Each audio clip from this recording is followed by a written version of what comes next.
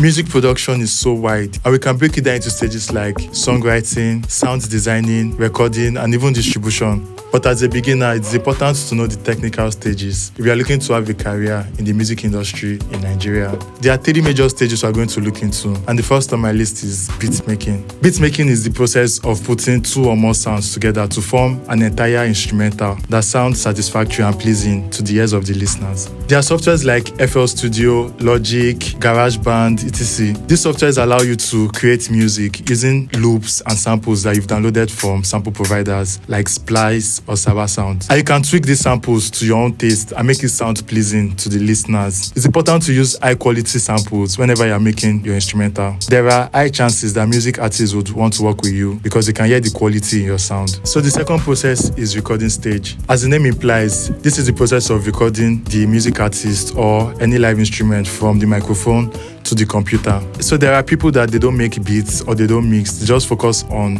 recording, and they call them recording engineers. So these people know how to capture the voice perfectly in good sounding condition. Most people think this recording stage is like the easiest of all, but actually this stage is very, very technical, and it requires more time and attention to actually get the artist to perform his lyrics properly and in an efficient way that sounds similar to a live performance. Recording is very, very technical in the sense that every mic does not perform well in a room that is not treated for recording. Also, it's important to know the kind of mic you are using during this recording stage because there are different types of mics out there. And one that is recommended for music production is called a condenser microphone. So there are some music artists that they go off key while they're singing in the recording stage. And as a recording engineer, you need to be able to detect these issues before it gets to the final stage, which is mixing and mastering. A recording engineer also knows how to bring out the best in any music artist they are working with. The recording stage is also that stage where you already have an idea of how the song is going to sound like. So you can also call this a demo track. As a recording engineer, it's also your job to be able to identify when an artist is making some mistakes in the studio, and you can correct that before sending out the project to a mixing engineer for final touches. The last on my list is mixing and mastering, and that is where I focused on. So mixing and mastering is a process of cleaning the sound after the recording stage. Mixing is different from mastering, but they are somewhat similar. So basically, mixing is taking individual track, also known as stems, and cleaning them, polishing them to make them sound good together as a mix. While mastering, on the other hand, is basically just loudness and balancing. For instance, let me give you this analogy. When you're cooking a meal, you add like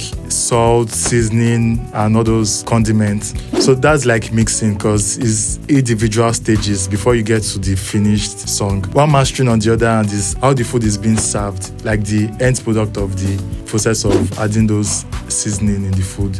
Mixing is like taking those little sounds and polishing them and enhancing them to sound better, while mastering is like working on the overall song together as a whole. So with that little explanation, I hope you'll be able to understand the 3 technical stages in music production. And as a beginner in Nigeria, it's very, very tedious to actually start your career in music production. So it's important to know where you actually fit in. If you are good in making beats, you can stick to that niche and just focus on making beats. If you are good with mixing and mastering, you need to stick to that and focus on that niche. Let people know you for something. I'm not saying you cannot learn the two. You can learn everything, but it's important to just pick one and focus on that one and be the best in that lane. For instance, I'm a music producer and I'm a sound engineer. I know how to make really nice beats. I'm also very good at recording vocals and mixing, but I decided to focus on just mixing. I realized that I could have a successful career in mixing and mastering in Nigeria. So those are the 3 technical stages in music production. If you are new to this channel, make sure you like, share, and subscribe. Also, if you want to learn more about mixing and mastering, send me a DM on Instagram and I'll make sure to reply to your messages. Once again, I'm Timmy J, a music producer and sound engineer from Lagos, Nigeria. In my next video, I'll be talking about the challenges that mixing engineers face in Nigeria. So make sure you subscribe to this channel because you don't want to miss out.